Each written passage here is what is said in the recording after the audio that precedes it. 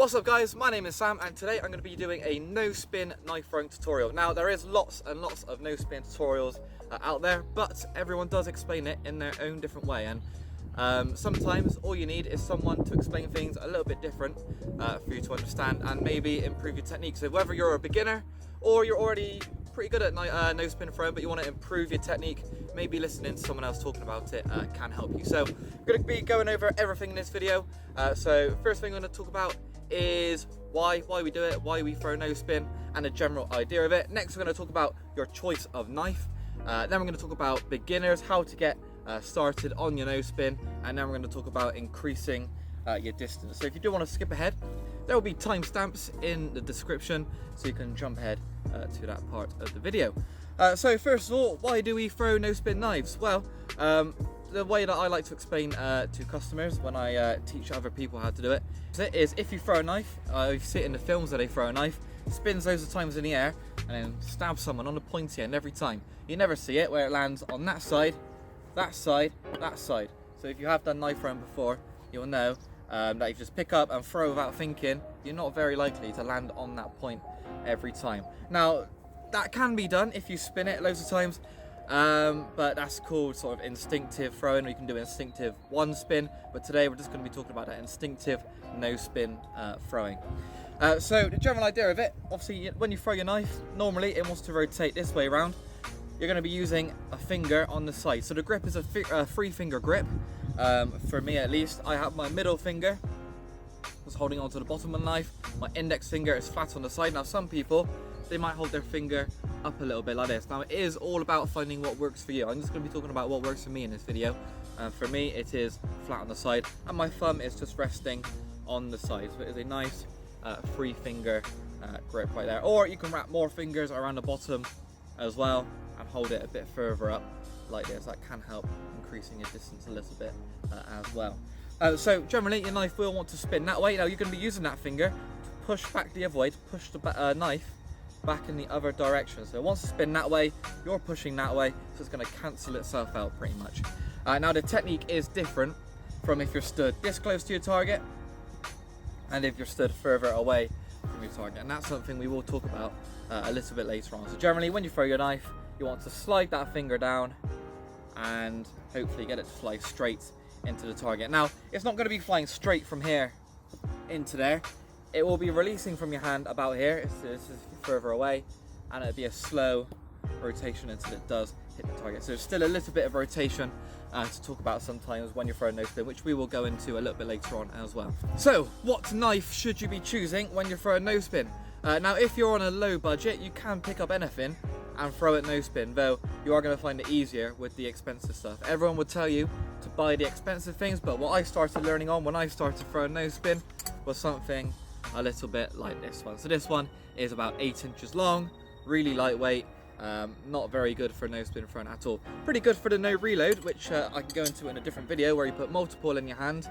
You can go 2, you can go easily 3, 4, 5, I think I've even done 6 knives in one hand. You release them all separately. So that's what these things can be good for, because they're so small, really narrow, but generally not very good. One thing that I do like for the no spin on these knives though is this curve here. Now choosing your knife is going to be down to you. It's going to be what works for you. Now for me, I like to have something with a curve on the handle, because as I'm throwing, my finger can slide down that curve, and even if my finger comes a little bit away from the knife here, as it comes out of my hand, it's going to reconnect and still push that knife backwards. That's the best way I can explain it for me. Now when I was learning, I was throwing on the flat end, and then as soon as I learned to turn it around, and that works even better for increasing your distance, that's what I started to get into, and what I done when I was choosing my knife. Now this is what your standard rotational knife would look like for your competitions. Now this has a very thin width. It's not very wide. The knife isn't very wide, and you do want something with a bit more width to it for no spin to help you control the rotation of that knife better. Something 5-6 millimeters wide plus is sort of standard. A lot of people use 8, most use 6. Everyone is different. Now the first set of no spin throw knives that I bought for myself were the Le Fux Stork, or Le Fux. I'm not sure how you say it, because obviously it's a different language, but my good friend Ivan makes these knives, and these are my favourite set of no spin throwing knives, the Lefux Storks, because it does have that nice curve on it, really nice weight. They're about, normally no spin knives are around 250 grams in weight. I'm not sure exactly how heavy these ones are, and they are 6mm wide. So I'm going to hold them on this side like this, and when it lands into the target, most of the time it'll be like that. Sometimes the knife can do a little bullet spin in the air and it might land in like that. But these are the knives that are my favourite so far. Now I'm going to be testing lots of different new knives for myself today as well. Maybe that will change for me, but I prefer something with a nice curve like that. So those are my favourite ones. So they're the Storks. So you now have the Wolfland or Sharp Blades arrows. Now Adam Saladin, world champion knife thrower, used to use these. He uses a slightly different design now, but still something similar to this. Now this does kind of have my curve that you're looking for. These are more blade heavy though, so some people prefer blade heavy, some people prefer handle heavy. Now these, quite a big blade on that one, so it's sort of in the middle, the balance on this one, but quite a lot of weight on the blade, which I prefer to these ones. I still very much like throwing these ones. They're very fun to throw, and when I do practice, I normally do try and get better with these ones, just because the world champion used them, they must be good. But again, something different might work for you, which is the Lefux Stork. Now I do have some different types of arrows here. Now these are the Ningu arrows. They are a UK company who makes cheaper no spin knives. They've stolen Adam's design in the arrow, but it is very well, even very different still. If I overlay them, you can tell this one has a thicker handle, and it is also thinner on the blade as well, so maybe not as good for the half spin, instinctive half spin throw, which is very good with these knives, which we can talk about in a different video as well. But they have a thicker handle. These are 7mm wide, I believe.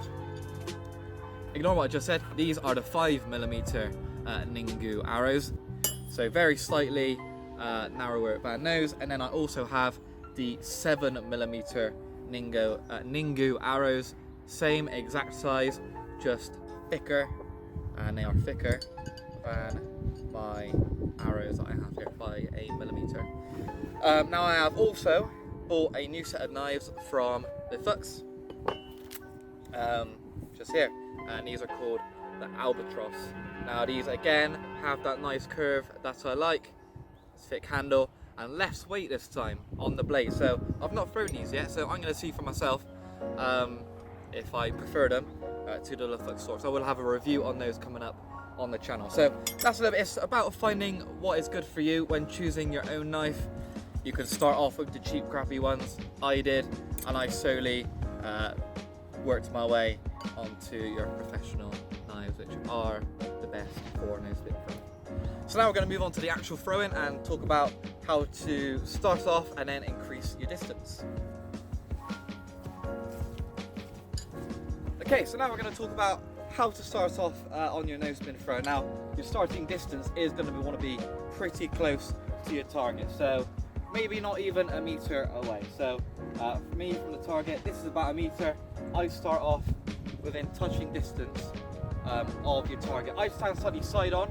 You don't want to start throwing knives from here, then bouncing back straight towards you. So the safest thing for me, I stand side on. I do throw slightly sideways when I throw. I do that naturally on the no spin throws anyway, but again, it's going to be down to you to figure out what works best for you.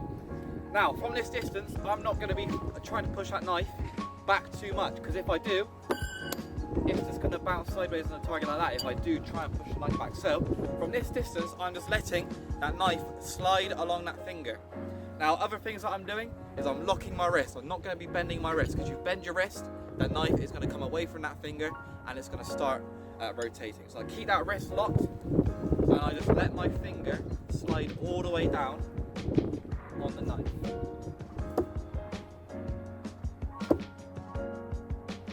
And again,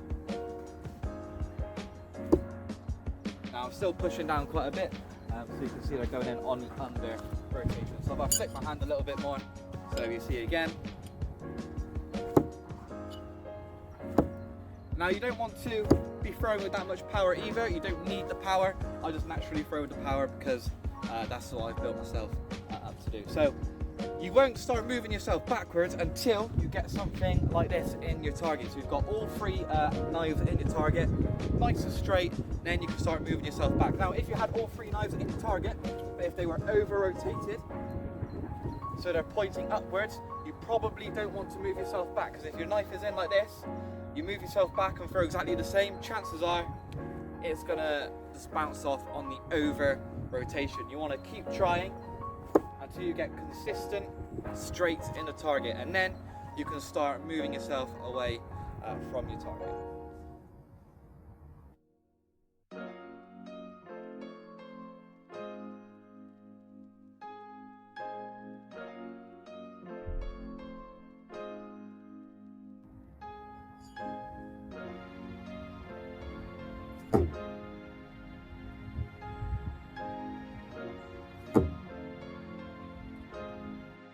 So the best drill you can use to increase your distance is called the step back drill. So what you do is you start from your comfortable close distance, get a knife in, very small step back, get a knife in, if it's straight, very small step back. So you don't want to step back unless you've got the knife in, nice and straight, or under rotated. So if the knife is under rotated in the target, you can then increase your distance because a little bit extra rotation will put it in nice and straight. Okay, so you've got to go in on your no spin throwing. You've been pretty consistent from 1 meter or 2 meters. Your step back is working well, and you've moved up to 3 meters. Now the technique is going to be different from 3 meters than it is to 1 meter. Now from 3 meters, I'm going to focus more on pushing my finger down that knife and stopping it from rotating. So I'm not just going to let it slide off that finger. So I'm going to try and really push that knife back a little bit more than I would from there. Now the flight of the knife is going to be a little bit different as well. So it's not going to come out of my hand completely straight like this, straight into the target. Like I said earlier, it is going to be a very slow rotation towards the target. Now I'm going to have some slow-mo videos that I'm going to chuck in so you can see what it's like from 1 meter, 3 meters, and we'll push 5 and 6 meters in this video. So 3 meters, gonna look something like this.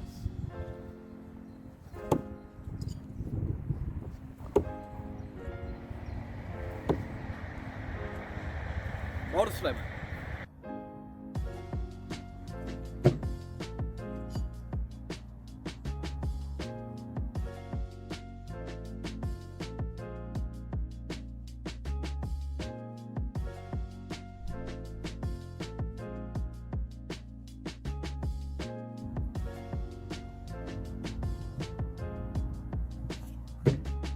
So the idea is the further away you get from your target, the more you want to push down and try and push that knife back in the other direction. So from a certain distance, you're going to be releasing your knife earlier as well. Earlier release, more push on that knife. So your knife comes out of your hand at about this sort of angle, and it does a quarter rotation into the target. Now we're going to move on to some 5/6 meter throws, and you're going to see how different it is from the 1 meter and from the 3 meter.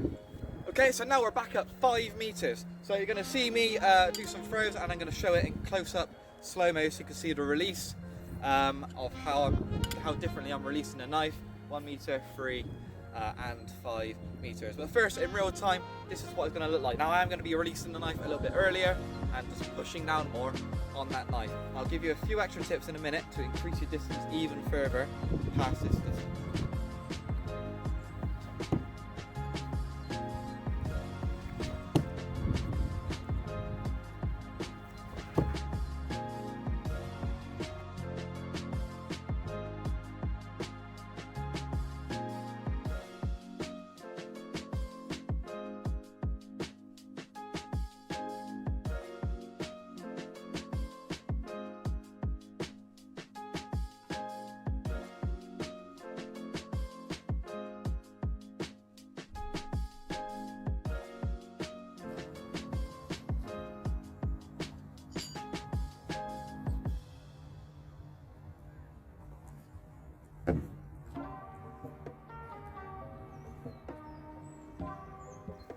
Cool, so some other things you might see me do differently the further back that I get is going to be more of a follow through. So I'm stood at 5 meters, I'm releasing more at 4.5 meters. So I'm really following through, really pushing down on that knife, and you'll also see my back leg come up a lot because I'm doing that. Might look a bit silly, but it does help for me at least. Now you can do it standing. If I try to standing,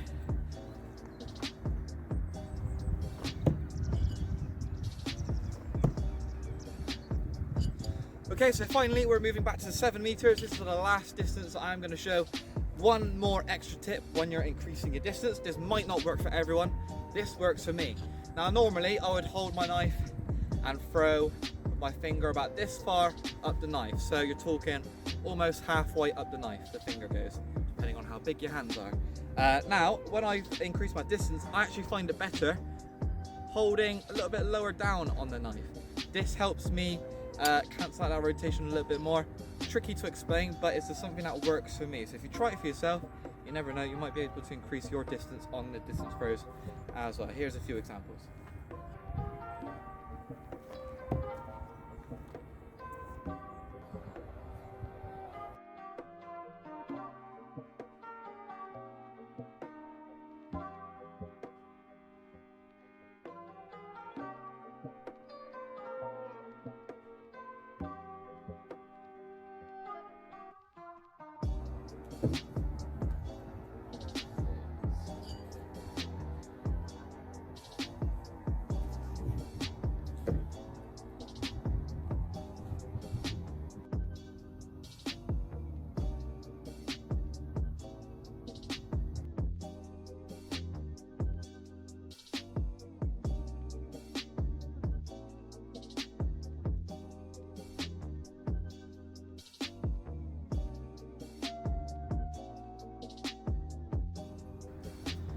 Okay, so there is my take on the no spin knife throwing. So to summarize, you need to get the right knife and you need to find something that works for you. The step back drill is a very good one, and watch lots of other different tutorials on how to throw no spin knife throwing as well. Other tutorials might explain to you a little bit better how it's done, but for me, in my own words, that's how I explain it. So if you did enjoy, please drop a like on the video. This is my first tutorial on my YouTube channel. I'm trying to really push my social media a little bit more this year. So drop a like on it, share it with a friend, drop a comment, tell me if it helped you, tell me if it didn't, tell me what you do to improve your distance on your distance throws, if you think you've got a better way than mine, because I can always improve on mine as well. And I will see you guys in the next video. Until then, ta-da!